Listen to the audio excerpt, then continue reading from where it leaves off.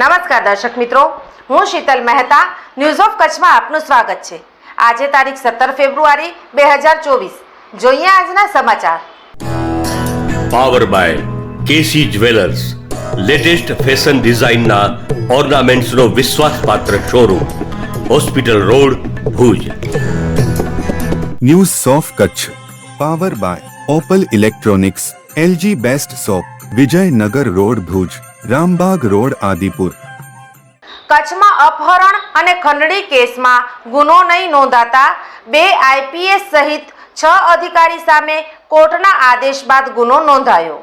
કચ્છની ઇલેક્ટ્રોથર્મના વિવાદાસ્પદ માલિક શૈલેષ ભંડારીએ અપહરણ અને ખંડણીના કેસમાં છાવરવા બદલ 2 આઈપીએસ અધિકારી, 3 ડીવાયએસપી અને 1 પોલીસ ઇન્સ્પેક્ટર વિરુદ્ધ સીઆઈડી ક્રાઇમમાં ફરિયાદ દાખલ થઈ છે। આવા ગંભીર કેસમાં ગુનો દાખલ કરવાને બદલે આરોપીને બચાવી લેવાની હરકત બદલ ગુનો નોંધવામાં આવ્યો છે। પૂર્વ કચ્છના 2 તત્કાલીન એસપી જીવી બારોટ અને ભાવના પટેલ ઉપરાંત 3 ડેપ્યુટી એસપી વિજય ગઢવી, ધનંજય એસ વાઘેલા અને આરડી દેસાઈ તેમજ પોલીસ ઇન્સ્પેક્ટર એમ કે ચૌહાણ સામે ભુજ સીઆઈડી ક્રાઇમ દ્વારા ગુનો દાખલ કરવામાં આવ્યો છે। ફરિયાદી પ્રેમ લીલારામ શિરવાણી ઇલેક્ટ્રોથર્મમાં શૈલેષ ભંડારી સાથે કામ કરતા હતા। આ કંપનીમાં ડિરેક્ટર બનાવીને તેમના નામે કરોડો રૂપિયાની લોન લીધા બાદ તેમને પતાવી દેવાનો કારસો ઘડવામાં આવ્યો છે તેવી ગંધ તેમને આવી ગઈ હતી, એટલે તેમણે ડિરેક્ટર બનવાની ના કહી દેતા પ્રેમનું અપહરણ કરીને અઠવાડિયા સુધી ગોંધી રાખવામાં આવ્યા હતા। એટલું જ નહીં, તેમની પત્ની પાસેથી 2.25 કરોડ સુધીની ખંડણી ઉઘરાવ્યા બાદ પણ શૈલેષ ભંડારી વધુ હેરાન કરી રહ્યો હતો। સમગ્ર મામલામાં પ્રેમ પાસે ઓડિયો, વિડીયો સહિતના આધાર પુરાવા હતા, છતાં શૈલેષ સામે ફરિયાદ કાર્યવાહી કરવાને બદલે પોલીસ તેને સપોર્ટ કરતી હતી। આ મામલો કોર્ટમાં પહોંચ્યો પછી પણ પોલીસ સતત કંપનીના જવાબદારોને બચાવવાનો પ્રયાસ કરતી રહી હતી।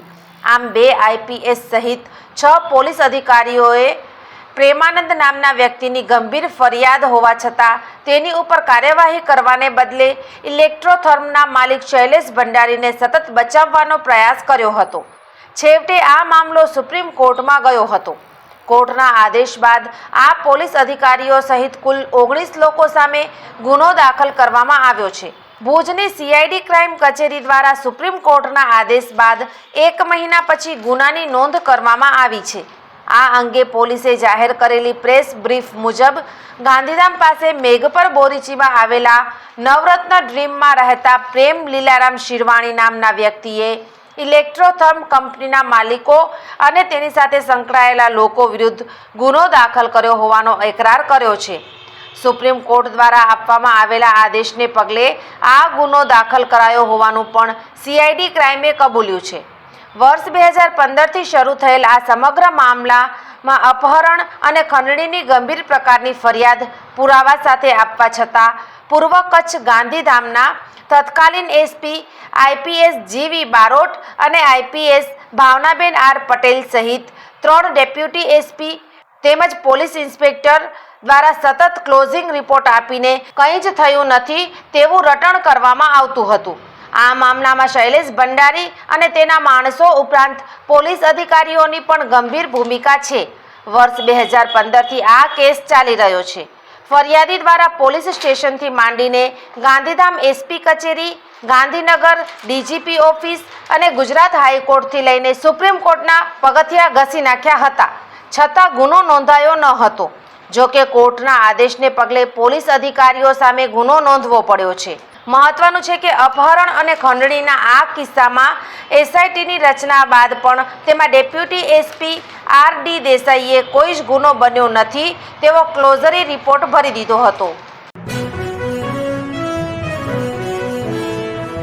ભારતીય અંક જ્યોતિષ શાસ્ત્રના પ્રણેતા, ભારતના 8 વડાપ્રધાનોની આગાહી કરનાર જ્યોતિષી શંકર ગોર ઇન્દિરા ગાંધીના વિજય અને અપમૃત્યુની સચોટ આગાહી કરી, રાજીવ ગાંધીના પરાજય અને તેમના અપમૃત્યુની પણ સચોટ આગાહી કરી, અટલ બિહારી વાજપેયીના રાજીનામાની સચોટ આગાહી કરી, હાલના ભારતના વડાપ્રધાન નરેન્દ્ર મોદીની જીતની પણ સચોટ આગાહી કરી, વર્ષ 2012માં પણ નરેન્દ્ર મોદી માટે આગાહી કરી છે કે મોદીજી જીતની હેટ્રિક કરશે અને 2024માં પણ ચૂંટણી જીતશે.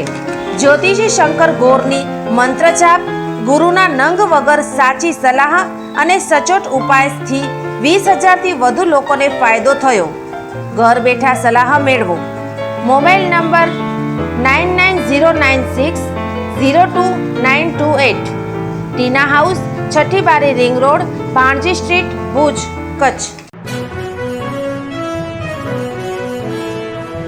દર્શક મિત્રો, આ હતા આજના સમાચાર. આવતીકાલે ફરી મળીશું. ત્યાં સુધી મને રજા આપશો. નમસ્કાર.